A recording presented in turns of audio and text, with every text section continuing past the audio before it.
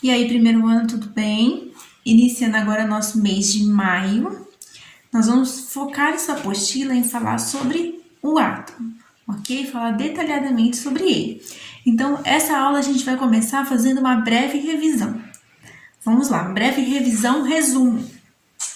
O átomo é uma partícula, ele possui um núcleo com prótons e nêutrons. Aí esse sinalzinho de mais significa que o próton tem carga elétrica positiva. Ele é rodeado, esse núcleo, por elétrons, num espaço chamado eletrosfera. Vocês também vão encontrar falando nuvem eletrônica. Por quê? Porque os elétrons se movem tão rapidamente em volta desse núcleo que não é possível determinar o lugar onde eles estão exatamente. É igual quando você liga um ventilador e você vê as hélices movendo, mas você não vê uma por uma, você só vê que tem um movimento. O mesmo acontece com a nuvem eletrônica. Aqui, os elétrons podem ir de um átomo para o outro, então na formação dos compostos, o que acontece? Dois átomos se unem, dois, três, vários átomos, né? Algumas moléculas são grandes. E os elétrons passam de um átomo para o outro, mas o núcleo permanece fixo, ok? Então você nunca vai ver reações químicas em que o núcleo passe de um átomo para o outro. O núcleo é a identidade de um átomo, ok? Então tem os prótons e os nêutrons lá dentro. Todo o peso do átomo está aqui no núcleo. Isso aqui é inalterável durante as reações químicas. Por que o elétron não entra no peso do átomo? Porque o elétron ele é tão minúsculo e tão leve que a massa do elétron é considerada desprezível. Então, não se sabe a massa de um elétron. É muito leve. Pessoal, é importantíssimo lembrar que os átomos não têm todos eles o mesmo número de prótons, o mesmo número de nêutrons e o mesmo número de elétrons. Existem variações. Então, assim como na biologia nós temos variações entre animais e plantas, cada variação dessas é uma espécie, na química nós também temos variações. E cada uma dessas variações é um elemento, ok? E mais, na biologia, as espécies são determinadas por um fator genético. Na química, os átomos são determinados pelo número de prótons lá no núcleo. Por isso que eu falei que o núcleo é a identidade do átomo. E que parte do núcleo especial? Os prótons. Então, o número de prótons de um elemento é chamado de número atômico. Então, esse número aqui é muito importante porque ele identifica, por exemplo, o oxigênio. O oxigênio tem 8 prótons e tem 8 nêutrons. Mas se ele tivesse mais nêutrons, se por acaso um oxigênio aí com mais nêutrons, com 10 nêutrons, continuaria sendo oxigênio. Por quê? Porque continuaria tendo os 8 prótons. Então, a identidade está no número de prótons. Existem 118 elementos conhecidos neste mundo. Desses 118, a maior parte deles, cerca de 91 elementos aí, são naturais, foram encontrados e descobertos na natureza. Os demais elementos foram produzidos pelo ser humano em laboratório. Desses 118 elementos, existe um número atômico que vai de 1 a 118. Então, hidrogênio é 1, hélio 2, lítio 3, berílio 4 e assim por diante, até chegar no último lá com 118 prótons. Além de identificar os elementos pelo número de prótons, nós também identificamos pelo seu símbolo. Então, vamos prestar bastante atenção para não confundir esses símbolos. Alguns elementos, como o flúor aqui, tem como símbolo a primeira letra do nome e só, flúor. Outros elementos têm como símbolo a primeira sílaba do nome desse elemento lá em latim ou grego. Por que latim ou grego? Quando foram descobertos, a língua que dominava a ciência na época era o latim ou o grego. Hoje, os trabalhos científicos muitas vezes são publicados em inglês para serem mais divulgados, mas naquela época a língua dominante no mundo científico era o latim e o grego. Então, no caso aqui, eu tenho um elemento só. Você pode ver que eu tenho uma letra maiúscula seguida de uma letra minúscula. Sempre vai começar com uma letra maiúscula, tá? E a letra seguinte tem que ser minúscula. Então, esse aqui é o símbolo do sódio. Esse aqui é o símbolo do ouro. Uma letra maiúscula e uma letra minúscula. Então, cuidado quando você for fazer um exercício, você encontrar isso aqui, por exemplo.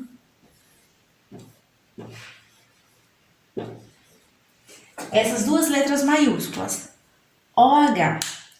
O é oxigênio. H é hidrogênio, tá? Então, aqui nós temos dois elementos. Você pode ver que as duas letras são maiúsculas. Diferente se eu tivesse uma letra maiúscula e uma letra minúscula. Por exemplo, esse aqui, ó. Isso aqui é uma letra maiúscula e uma minúscula. Esse aqui é o símbolo do cobalto. É diferente se eu tivesse isso aqui. Isso aqui já é carbono e oxigênio juntos, tá? Então, prestar bastante atenção em símbolos dos elementos, ok? Outra coisa importante é que os átomos possuem massa, porque os átomos são matéria, e toda matéria tem que ter massa, não é verdade? Então, eu coloquei aqui, eu tenho um enxofre aqui, e eu tenho esses dois números junto do símbolo. O que esses números significam? Esse número menor significa um número atômico, que é o número de prótons. Esse número maior significa o número de massa, que é a soma de prótons mais nêutrons. Então, aqui em enxofre tem 16 prótons, número atômico. Tem 16 nêutrons, então 16 com 16, massa é igual a 32.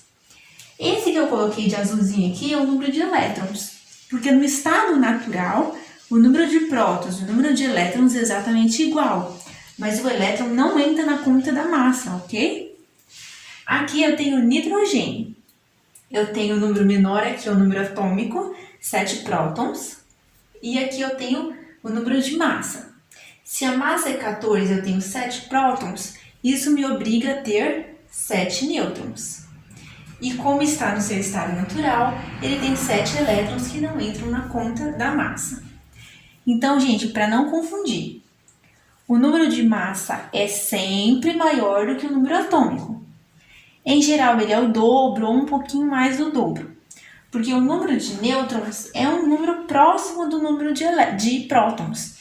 Nem sempre é o mesmo número. Aqui no caso, tanto do enxofre quanto do nitrogênio é o mesmo número, mas em alguns elementos não é. Por exemplo, no sódio, não é. No sódio eu tenho 11 prótons para 12 nêutrons, então a massa é 23. Vamos fazer um pequeno exercício aqui para a gente pegar o jeito, tá? De prótons, nêutrons e elétrons. Então, vamos lá.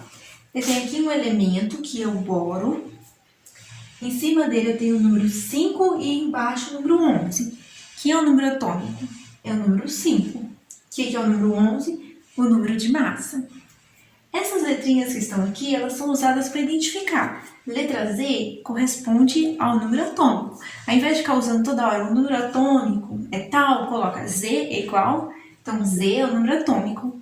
A é o número de massa.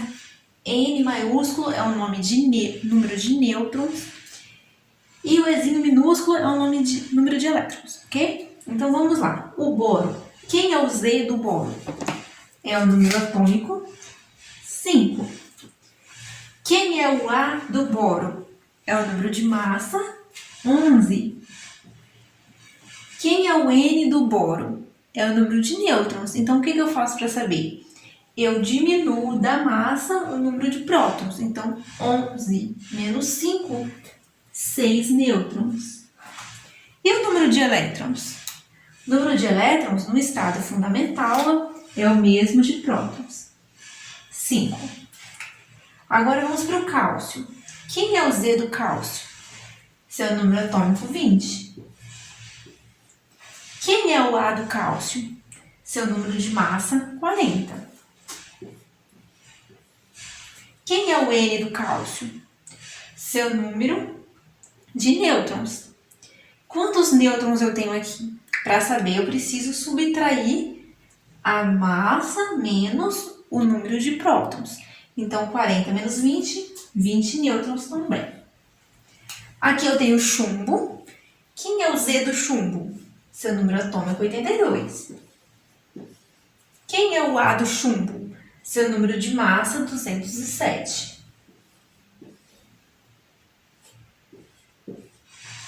Ok? Quem é seu número de nêutrons?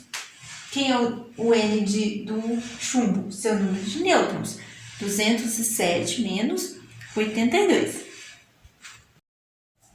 Aqui o número de massa 207 menos o número atômico 82 deu 125 nêutrons. Nesse caso aqui, vocês podem ver que tem uma grande diferença entre o número de nêutrons e o número de prótons. Quanto maior é a massa, maior é essa diferença entre nêutrons e prótons. Então, para essa aula era isso aí. Até a próxima aula para vocês. Até o momento, nós falamos sobre átomos em seu estado fundamental, ou seja, átomos eletricamente falando neutros, porque possuem o mesmo número de prótons, que são positivos, e elétrons, que são negativos. No entanto, a natureza e todo o mundo material funciona porque os átomos interagem entre eles trocando os elétrons. E a isso nós damos o nome de íons. Então, átomo, quando ele está eletricamente neutro. Quando ele está reagindo, ganhando ou perdendo elétrons, ele se torna um íon. Nós já não falamos átomo simplesmente, nós falamos íon, ok? Então, no caso do no caso do átomo, perder elétrons, ele vai ficar com um número maior de prótons.